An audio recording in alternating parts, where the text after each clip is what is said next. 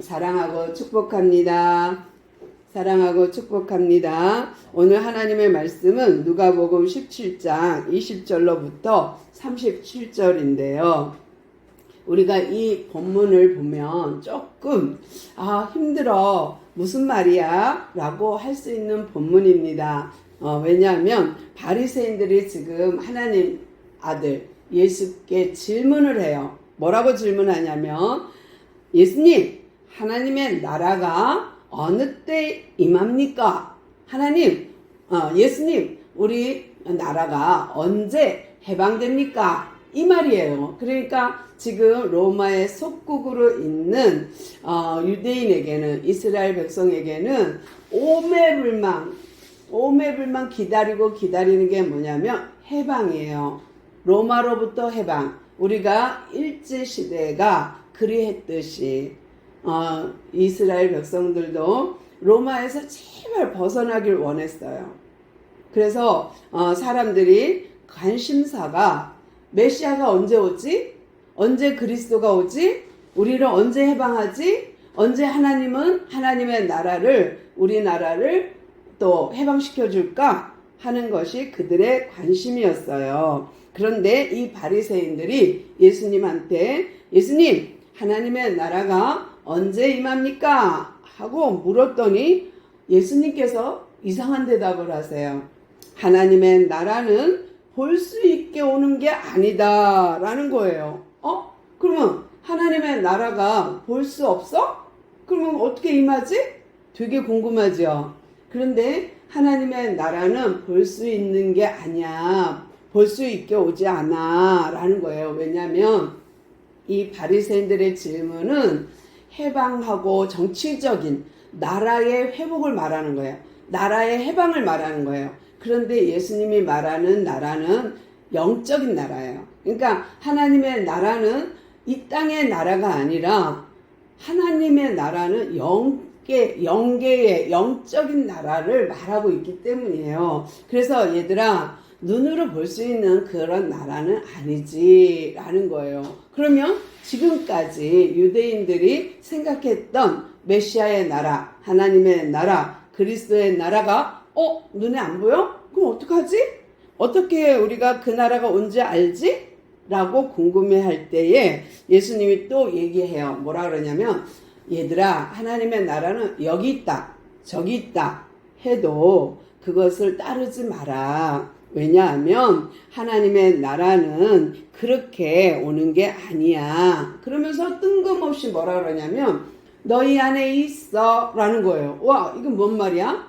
지금 유대인들은요, 길에서 둥글게 서서 이야기를 하는 거예요. 예수님을 함께. 근데 이들이 이야기하는 포지션이 어떻게 되냐면 동그랗게 서요. 그 다음에 한 사람이 발언을 하고 싶어, 말하고 싶어. 그러면 한 발자국 앞으로 가서 이렇게 이야기를 하고 다시 한 발자국 뒤로 와요. 그러면 또 다른 사람이 한 발자국 조금 앞으로 가서 이야기하면 또 다른 이야기가 끝나면 뒤로 가요. 이렇게 해서 그들은 이야기를 할 때에 둥글게 서서 얘기를 하는데 말을 하고 싶은 사람은 동그라미 안으로 쏙 들어가서 얘기하는 거예요. 그러니까 예수님이 뭐라 그러냐면 바리새인들이 둘러싸여서 뭐라 그러냐면 예수님, 하나님의 나라는 언제 임합니까? 라고 하니까 예수님이 눈에 보이게 나타나진 않아.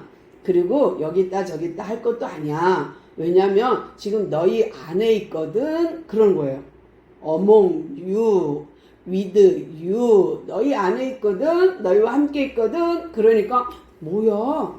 누가 하나님의 나라라는 거야? 말도 안 돼. 어떻게 인간이 하나님의 나라야? 라는 거예요. 그러면 이 두 가지를 한번 생각해 봅시다. 눈에 보이지 않는 나라, 또 너희 안에 있는 나라. 예수님, 예수님이 어떻게 나라야? 라고 말할 수 있죠. 잘 생각해 보세요. 예수님은 하나님의 나라로 이 땅에 왔어요. 그러나 그의 머리, 어깨, 무릎, 발 해갖고 그의 육신이 하나님의 나라라는 얘기는 아니에요. 뭐가 하나님의 나라냐면 하나님의 100% 통치를 받는 나라, 하나님의 통치를 받는 사람, 100% 하나님에게 순종하는 사람, 그 사람이 하나님의 통치를 받는 하나님의 나라인 거예요. 그러면 예수님은 이 땅에 어떻게 왔죠? 아기로 말구유에서 구세주로 왔고 이제 십자가에 곧 죽을 거예요. 그리고 모든 사람의 죄를 담당하시고 죽을 거예요. 그리고 그 죽음을 이기시고 부활하셔야 돼요. 또 성령으로 우리 안에 있어야 돼요. 이 가업, 이 사업, 이 기업, 이 일을 감당하셔야 돼요. 이거는 100% 누구의 뜻이냐면 하나님의 뜻이에요. 그러니까 100% 하나님의 뜻에 순종하러 이 땅에 오신 그분, 예수님은 100% 하나님의 통치를 받는 인간인 거예요. 우리가 하나님의 100% 통치를 받는다면 나는 하나님의 나라로 이 땅에 사는 거예요. 그러니까 바리새인들이 생각하는 하나님의 나라의 개념은 이 땅에서 대한민국, 일본, 중국, 미국 이런 나라를 생각한 거예요. 그러니까 이스라엘 나라를 생각한 거예요. 그랬는데 하나님은 아니야. 그렇게 눈에 보이게 오는 게 아니야. 여기 있다 저기 있다 할 것도 아니고 너네 안에 있거든. 내가 하나님의 나라로 왔어. 100% 하나님의 통치를 받는 내가 인간으로 온 나야. 나를 보면 어떻게 하나님의 나라가 이루어지는지 알 수 있지 라는 거예요. 그러나 제자들은 그 말을 이해할 수가 없었어요. 또 바리새인들 역시 마찬가지로 그 말을 이해할 수는 없었을 거예요. 그러면서 뭐라 그러냐면 너희들 봐라. 사람들이 너희에게 말하되 보라 여기 있다 보라 저기 있다 하여도 그래도 너희는 가지도 말고 따르지도 말라. 무슨 말일까요? 앞으로 이제 너희들이 내가 죽고 나면 사람들이 내가 메시아다 하고서는 할 거야. 그러면서 내가 하나님의 아들이야 하고 나타날 사람들이 많다는 거예요. 그러니까 예수님 시절에도 이단들이 있었어요. 내가 메시아야 이런 사람 있었어요. 지금 우리나라에 내가 예수다라고 내가 메시아다라고 활동하는 이단들이 50명이 넘다 그래요. 그리고 이단 교단으로 등극해서 메시아라고는 하진 않지만 사상이 성경과 다르게 내가 복음을 만들어서 활동하고 있는 이단들이 100여 개라 그래요. 그러니까 메시아가 50여 명이 넘고 이단들이 그렇게 많아요. 그래서 복음을 성경을 알지 못하면 미혹당하는 때가 지금이에요. 왜냐하면 말세 지 말이니까요. 예수님 때부터 예수님 십자가 죽고 부활하시고 나서 이후로부터 말세 시작이거든요. 그때부터 지금까지 말세입니다. 그러나 지금은 말세 지 말이라고 해요. 마지막 때라고는 말하는 거죠. 그러나 예수님께서 말하기를 뭐라 그러냐면 여기 있다 저기 있다 해도 그 말을 믿지 말고 따르지도 말아라. 그러면서 하나님 말씀 성경만 믿어라. 왜냐하면 사단은 거짓말장이요 거짓의 아비요 속이는 자요 미혹하는 자이기 때문입니다. 그래서 어떻게 하든지 이 땅에 인간들을 미혹해서 지옥 보내려는 그들의 계획이거든요. 그래서 우리가 하나님을 믿을 때에 조심해야 될 부분이 내가 성경을 모르면 그럴싸하게 미혹합니다. 그런 것 같이 믿게끔 만드는 게 사단의 역할이거든요. 그러면서 우리에게 예수님은 조심해라. 여기저기 따를 것도 없다. 하나님의 말씀만 믿어라 라는 거예요. 또 24절 보니까 하나님이 그때의 징조 어떻게 모습을 말하냐면 번개가 하늘 아래 이쪽에서 번쩍이며 하늘 아래 저쪽까지 비침같이 인자도 그렇게 자기의 날에 오리라 그러는 거예요. 예수님이 십자가를 죽고 부활할 성령으로 우리와 함께 지금 계시지만 이제 머지않아 예수님이 우리에게 재림하실 겁니다.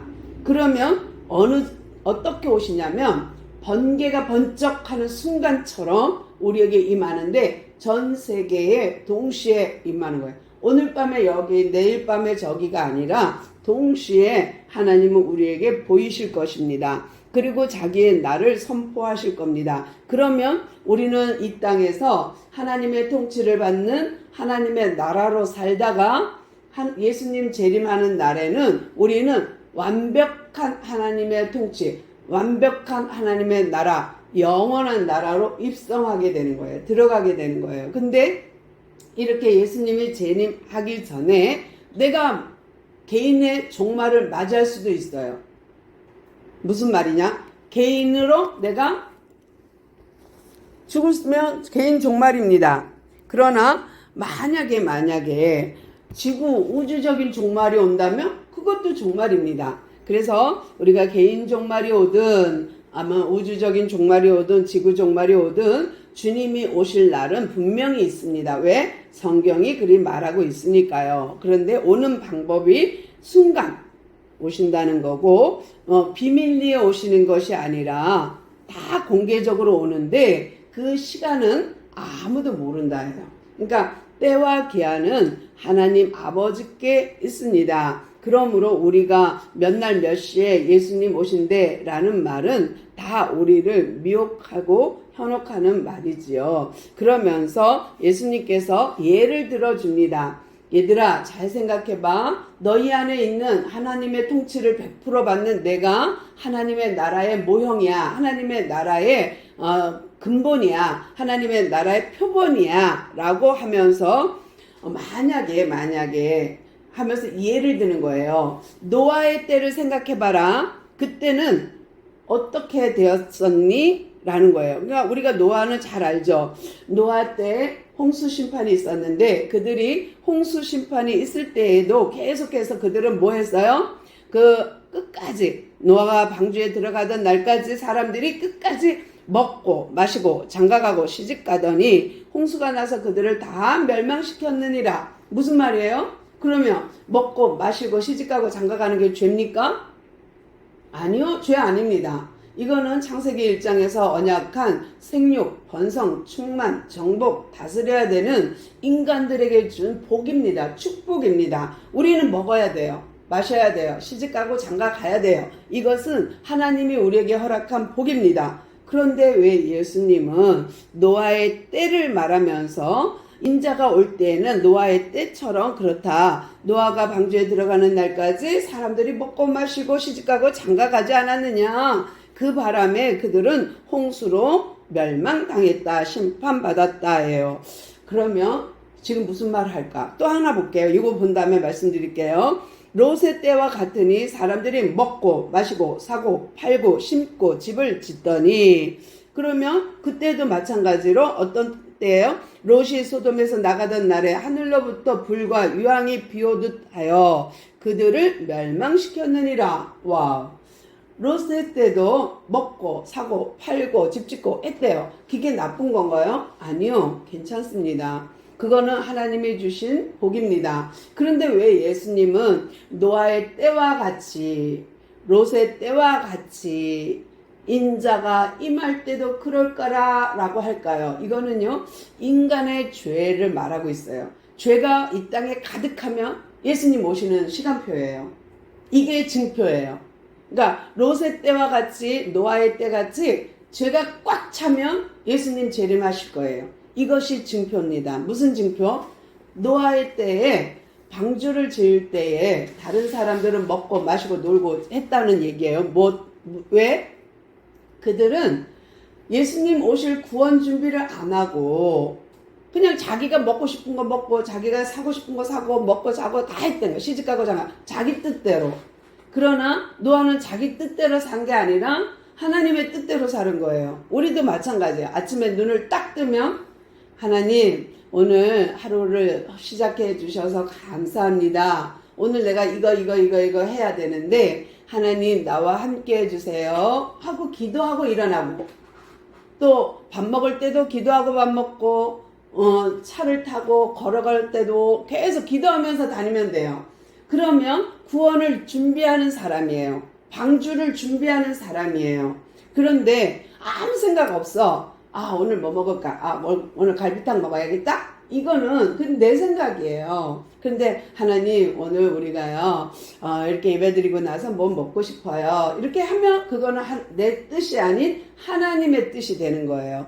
내가 기도하면. 근데 기도 안 하고 하면 그건 내 뜻이 되는 거예요. 그러니까 예수님이 100% 순종함으로 하나님의 뜻을 이룬 거예요. 그러니까 아버지가 일하니 나도 일한다. 나를 본 자는 아버지를 보았고 나를 영접하면 아버지를 영접한 거라는 것은 내가 이 땅에 살지만 하나님의 뜻대로 사는 것은 곧 하나님의 통치를 받는 것은 곧 하나님의 나라로 사는 거거든요.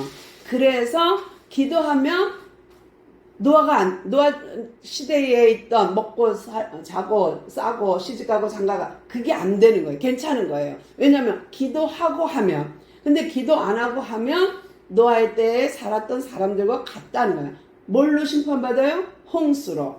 뭘로 심판받아요? 롯의 때에 불과 유황으로. 그러나 우리가 이런 먹고 자고 사고 팔고 시집가고 장가가고 이런 거를 기도하고 하면 하나님의 통치, 하나님의 인도, 하나님의 간섭을 받고 살면 괜찮은 거예요. 그러면 그건 복인 거예요. 그러니까 하나님 없이 사는 삶은 저주예요. 하나님 이씨, 하나님과 동행, 에녹과 같이 하나님과 동행하면 복인 거예요.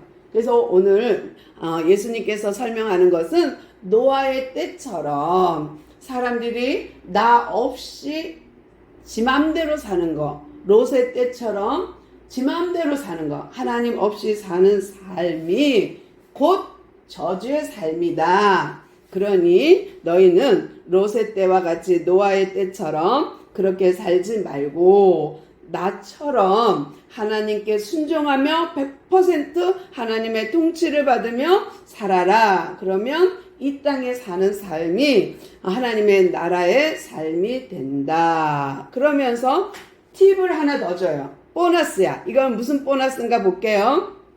만약에 그날이 됐어. 그날에 재림하는 날 또는 주님이 심판하는 날이 왔어요. 그러면 만일 사람이 지붕 위에 있고 그 세간이 그 집안에 있으면 그것을 가지러 내려가지 말 것이요. 밭에 있는 자도 그와 같이 뒤로 돌이키지 말 것이니라. 이거는 팁이에요.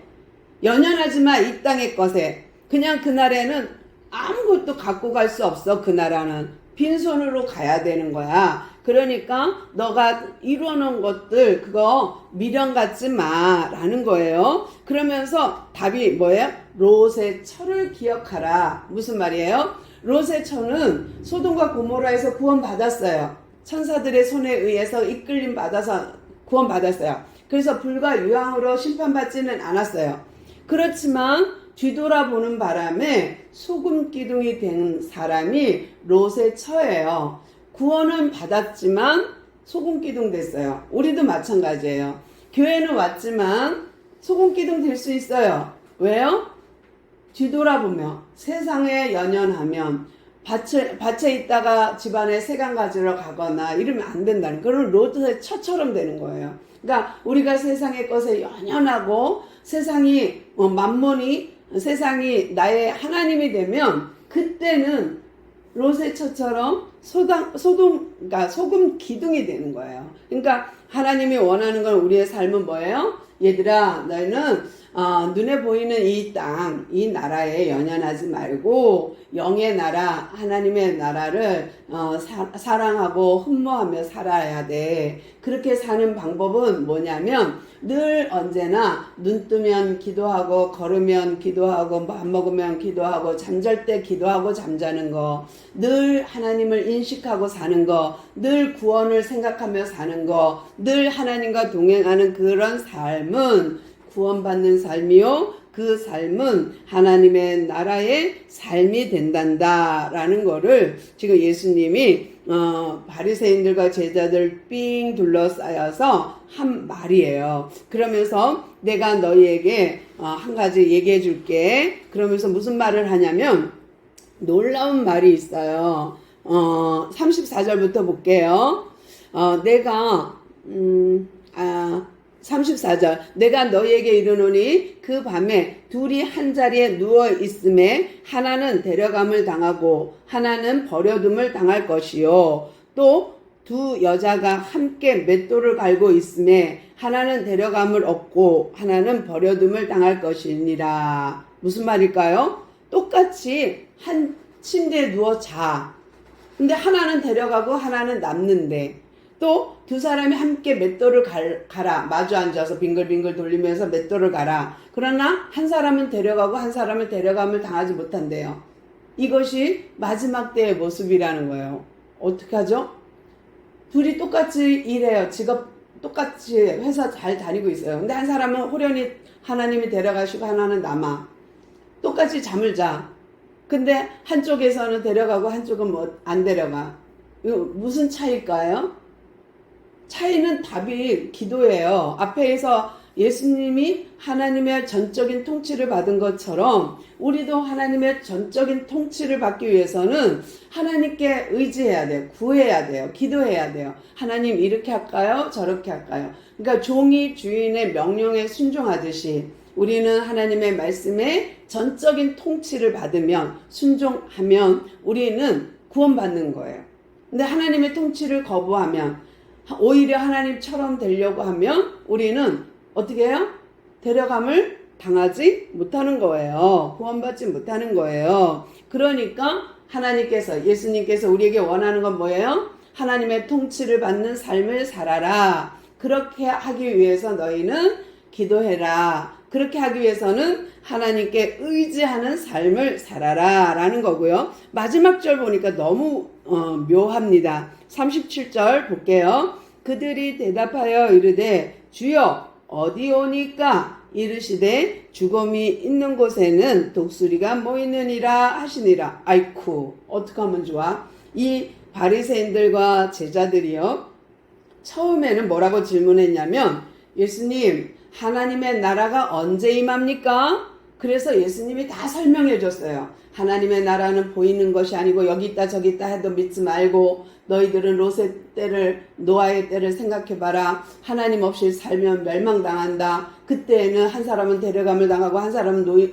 안 데려갈 텐데 그것은 너희가 통치를 받고 사느냐 통치 안 받고 거부하고 사느냐의 차이다. 이거 다 가르쳐 줬는데도 불구하고 마지막에 질문이 또 뭐냐면 그러면 주여 어디입니까? 어디서 그런 일이 생길까요?